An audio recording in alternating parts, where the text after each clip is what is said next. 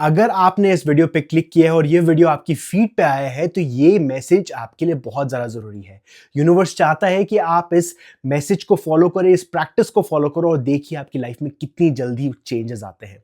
तो आज हम बात करने वाले हैं कि किस तरीके से लाइफ जब हमारी पास आती है वो बट जाती है और वो बटी हुई जो लाइफ है हमारे चक्रा सिस्टम्स में ठहर जाती है, जिसके कारण पैटर्न रिपीट होते रहते हैं। आप में से कितने सारे लोगों की लाइफ में कई बार ऐसा हो चुका होगा कि आपकी लाइफ में वही सेम पैटर्न रिपीट होते रहते हैं, वही सेम चीजें बार बार बार बार होती भी रहती है। अगर आपने नोटिस नहीं किया है तो 2 सेकंड पॉज लीजिए और सोचिए कि ऐसी कोई ना कोई चीज आपकी लाइफ में जरूर है जो बार बार रिपीट होती है। वो पैटर्न बार बार आता रहता है। शायद आपके पास वही तरीके का पार्टनर आता है, शायद आपकी लड़ाई अपने पार्टनर के साथ उसी चीज पे होती है, शायद आपका बॉस आपसे हमेशा नाराज रहता है, हमेशा चिल्लाता रहता है, हमेशा एक अब्यूसिव बॉस रहा है आपकी लाइफ में। तो ये जो पैटर्न्स हैं हमारी लाइफ में बार बार रिपीट होते हैं।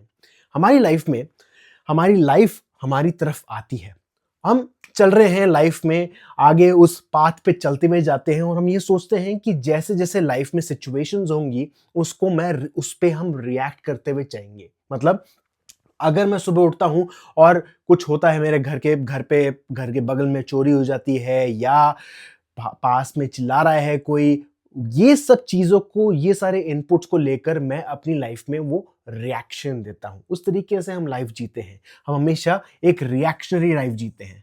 अब अगर आप उसको एक्सपेंडेड लेवल पे देखोगे तो क्या हो रहा है, आपके पास एक लाइफ सिचुएशन आती है।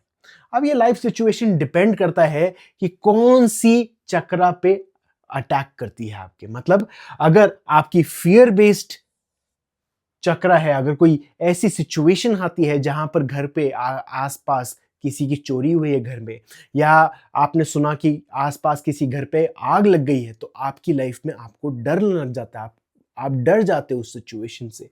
अब वो सिचुएशन क्या है, उसका सिर्फ काम यह है कि आपको एक तरीके से एक सिचुएशन दे। मतलब सिचुएशन जो है हमारी लाइफ में, कोई भी चीज, कोई भी अकरेंस होती है हमारी लाइफ में, उसका कोई एक्चुअल मीनिंग नहीं है, बट मीनिंग हम देते हैं।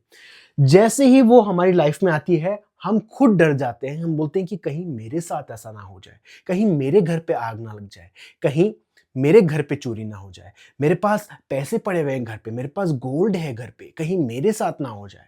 आज मैं वीडियो देख रहा था कि आज की एक नई नई लेक्सस किसी के घर के बाहर चोरी हो गई। यहाँ पर मैं कैलगरी में रहता हूँ, कनाडा में। कैलगरी यूजुअली बहुत ही एक इतनी ज़्यादा बिजी सिटी नहीं है, बट आजकल यहाँ पर भी बहुत ज़्यादा चोरी हो रही है। उस वीडियो को देखकर मैं थोड़ा डर गया। अब वो डरा इसलिए क्योंकि जो कार चोरी हुई लेक्सस, वो मेरी कार से कहीं ना कहीं मिलती जुलती है। उसका मॉडल अलग था, मेरा मॉडल अलग है, बट वही सेम कार, वही सेम कलर बाहर किसी के घर की चोरी हो गई। और उसको देखकर मैं डर गया, मैं थोड़ा घबरा गया। और उसी से मुझे ये वीडियो का आइडिया आया कि किस तरीके से हमारी लाइफ में वो इमोशंस, कोई ना कोई सिचुएशन हमारी लाइफ में इमोशन एक्टिवेट करती है। अब बात यह है दोस्तों कि वो पैटर्न रिपीट कैसे होता है। जैसे ही मेरे पास कोई लाइफ सिचुएशन आती है और उसमें मैं एक रिएक्शन लेता हूं और उसको देख के मैं बहुत डर जाता हूं, और प्रॉब्लम ये आती है कि उस डर को मैं भगाने की कोशिश करता हूं, या कोई भी पेन होता है उसको मैं हटाने की कोशिश करता हूं। और जैसे ही मैं उसको नेग्लेक्ट करता हूं, जैसे ही मैं उसको पुश अवे करता हूं, तो वो अब जो घबराहट वाली फीलिंग है, वो जो डर वाली फीलिंग है, अब मेरे चक्रा सिस्टम में ठहर गई, यहां पर रह गई। अब क्या हो रहा है, इसको हम बोलते हैं संस्कार। एक संस्कार क्रिएट हो रहा है, एक संस्कार पैटर्न फॉर्मेशन हो रही है। हमारी लाइफ में अगर आप देखोगे, हमारी बॉडी में जो चक्रा सिस्टम है, हमारी जो फिजियोलॉजिकल बॉडी नहीं, बट हमारी जो एनर्जी बॉडी है, उसमें उस एनर्जी बॉडी में चक्रा सिस्टम्स होते हैं। अब ये चक्रा सिस्टम को अगर आप देखोगे तो वो ऐसे दिखते हैं। ये उसका ऊपर का व्यू है, और अगर आप साइड से देखोगे तो ये एक वोर्टेक्स की तरह दिखता है, एक स्प्रिंग की तरह दिखता है, बट वो स्प्रिंग में ऊपर की तरफ ओपनिंग है, मतलब ऐसे वी तरीके से दिखता है। अब इस चक्रा सिस्टम में कहीं ना कहीं एनर्जी फंस जाती है। क्यों फंसती है? क्योंकि हमने उसको पूरी तरह से रिलीज नहीं किया। ओशो कहते हैं कि हमारे संस्कार एक अनफुलफिल्ड या अनकंप्लीटेड लाइफ से बनता है, एक अनकंप्लीटेड इमोशन से बनता है। जैसे हमारे पास वो इमोशन आता है, मैं उसको भगाने की कोशिश करता हूँ, या अपने आप को मैं डिस्ट्रैक्ट करने की कोशिश करता हूँ। आप देख सकते हो कहीं न कहीं आपकी लाइफ में भी ये पैटर्न होता रहता होगा कि कभी भी कोई काम पे कोई प्रॉब्लम आती है। मैं अपनी पर्सनल लाइफ में ये नोटिस करता हूँ कि जब भी कोई स्ट्रेस आता है काम पे, कंप्यूटर पे काम करते हुए स्ट्रेस आता है, तो मैं तुरंत फ़ोन उठाता हूँ, टिकटॉक या इंस्टाग्राम पे स्क्रॉल करना चालू कर देता हूँ। ये हमारा पैटर्न बन चुका है क्योंकि हम उस फीलिंग में रहना नहीं चाहते। तो बार-बार मेरे को अपने आप को ट्रेन करना पड़ता है कि नहीं, ये जो फीलिंग है इसमें रहो, इसमें रुको, इसको अवेयरनेस के साथ एक्सपीरियंस करो। तो जिस तरीके से आपकी एनर्जी, जिस तरीके से सिचुएशन आपकी लाइफ में आती है, उस तरीके का इमोशन एक्टिवेट होता है और उस तरीके से हमारे एनर्जी सिस्टम्स, हमारे चक्रा पे इम्पैक्ट डालता है। तो अगर कोई फियर बेस्ड बिलीव है, जहां पर अगर आपको कोई निग्लेक्ट करता है, आपसे बात करना बंद करता है, बच्चों के साथ बहुत ज़्यादा गलत बर्ताव होता है, पेरेंट्स उनसे बात करना बंद कर देते हैं। अब उससे क्या होता है, बच्चे के माइंड में एक फियर क्रिएट होता है। वो फियर कहाँ पर ठहरता है, यहाँ पर लोएस्ट चक्रा पे, कि लोग उसको छोड़ के चले जाएंगे और अगर उसको छोड़ के चले गए तो वो अबैंडन्ड हो जाएगा, वो अपनी खुद की देखभाल नहीं कर पाएगा और वो इस वर्ल्ड में सर्वाइव नहीं कर पाएगा। ये सबसे लोएस्ट चक्रा है। यहाँ पर अगर एनर्जी एक्टिवेट होती है तो वो बच्चा या एडल्ट कहीं ना कहीं उस एनर्जी से बाहर निकलने की कोशिश करेगा, उसको एस्केप करने की कोशिश करेगा। और वो एस्केप कौन से फॉर्म में आता है? सेक्सुअल फॉर्म्स में आता है, एडिक्शन में आता है, क्योंकि आप अबैंडन्ड इश्यूज से डील कर रहे हो, आप वो फियर से डील कर रहे हो कि कोई आपको छोड़ के ना चला जाए। अगर शेम आता है आपकी लाइफ में, कोई आपको एम्बैरेस करता है, कोई ऐसी सिचुएशन आती है, कोई आप पे चिल्लाता है, आपका बॉस आपकी बेइज्जती कर देता है, तो आपके माइंड में, आपकी बॉडी में शेम पैदा होता है कि यार मेरे से कैसी गलती हो गई, मैं कैसे कर सकता हूँ। और ये कहीं ना कहीं हमारे जजमेंट से जुड़ता है, कि सेल्फ जजमेंट से जुड़ता है कि लोग मेरे बारे में क्या सोचेंगे, सोसाइटी मेरे बारे में क्या सोचेगी। अब उससे क्या होता है, अब हमारी पैटर्न उधर अटक जाते हैं, हमारा जो इमोशन वहां पर अटक जाता है, वो शेम अटक जाता है और हम अलग अलग तरीके से उस शेम से बाहर निकलने की कोशिश करेंगे। शायद हम बाहर जाके शॉपिंग करेंगे, या हम बहुत ज़्यादा खाना खाएंगे, या अलग अलग एडिक्टिव पैटर्न्स में जाएंगे। उसके बाद आता है एंगर। अगर आपको गुस्सा आता है तो कहा जाता है बच्चों को, जब गुस्सा आता है तो गुस्से को निकाल दो। एक बहुत ही अमेजिंग टेक्निक है, जब बच्चे को गुस्सा आता है उसको बोलो कि इस बहुत तेज अपने ग्राउंड को थॉम्प करो या पिल्लों को मुक्का मारो, क्योंकि क्या कर रहे हो आप अपनी बॉडी से वो एनर्जी को निकाल रहे हो, वो एक्साइटमेंट, वो जो एंगर है उसको निकाल रहे हो। उसके बाद आता है ग्रीफ या जजमेंट। जब आप लोगों को जज करते हो, जब आप लोगों को ताने देते हो, लोगों का मजाक उड़ाते हो, तो आप अपना खुद का मजाक उड़ा रहे हो, आप अपने खुद को जज कर रहे हो। किसी को बोल रहे हो ये मोटा है, ये पतला है, ये लंबा है, ये काला है, आप अपने आप को जज कर रहे हो। ये याद रखिए, बहुत ही इंपॉर्टेंट चीज है ये, सबसे सबसे ज्यादा इंपॉर्टेंट चीज है, क्योंकि जब आपका हार्ट सेंटर क्लोज हो जाता है तब आप वो वननेस एक्सपीरियंस नहीं कर पाते। आप अपनी मैनिफेस्टेशन जर्नी से एक कदम पीछे नहीं ले रहे, आप 10 कदम पीछे ले रहे हो। कभी भी किसी पे जज मत करिए।